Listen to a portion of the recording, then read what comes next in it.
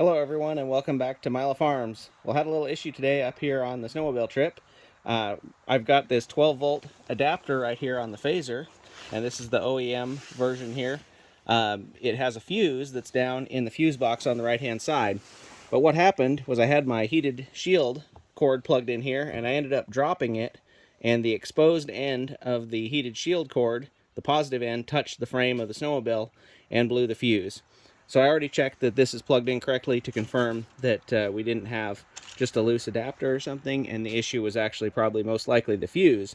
So we're going to go through real quick how to check the fuse on that, where it's located, and also where to check the other fuses on this Phazer.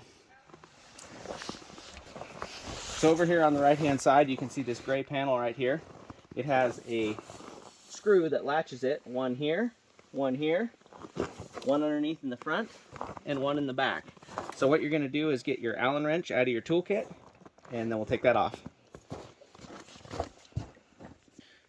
So you can see in our toolkit here we've got a bunch of other things in addition to the original toolkit. I always like this little saw that I carry, real handy in case you have an issue with a downed tree or limb or something on the trail. Then I keep a crescent wrench, Allen set, and then all the rest of the original toolkits down there, and then also have a little metric set there. But the tool that you want for this job is right here, this little Allen wrench. This is out of the OEM toolkit. So over here on the right you can see this panel. We have a cord that sticks out of ours for the battery tender, but that has plenty of room, so it'll just dangle from there while we're doing this work. So you'll stick this wrench in, turn them counterclockwise about a turn, and the panel will release.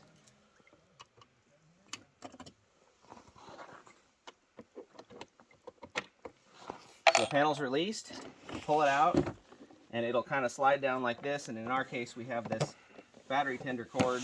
We'll just kind of leave it dangling there. So right here is the fuse box. On the front here, I believe these are the fuses for the reverse. It says gear and then spare, and what we want is inside of this little box. Okay, so we're going to take the lid of this little box off right here. There's a push button on the back. You push that and flip it up. Underneath here it's actually labeled what each fuse is, but you have all the main fuses here and then the spares on the side. This purple one right here that says 3 on it, that is the power port fuse. So I use just a little screwdriver. Usually you can catch it and get it out, or you could use a pair of needle nose or a fuse puller if you had it. But it's going to be hard to tell. But if you hold that up, you can see inside of there, there's no solid wire going across. It's all kind of curled up and kinked up in there. So that fuse is blown. So we'll grab this new fuse right here, and you can see inside of it, that wire is solid. So this is a new 3 amp fuse. So we'll go ahead and put that in. Just set it back in there, push it down, and we're good to go.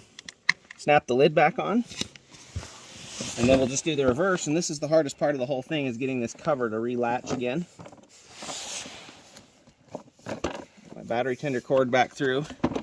Kind of the trick to this cover is to get this section right here under the white part first, and then get that piece underneath. This is the piece you got to keep an eye on because it always wants to pop out. And then right here you have this tab that goes under, and then this tab has to go over.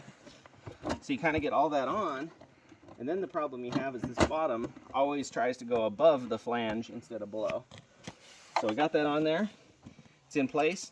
Then go back and put your screws in. It takes about a turn or half a turn to latch them all.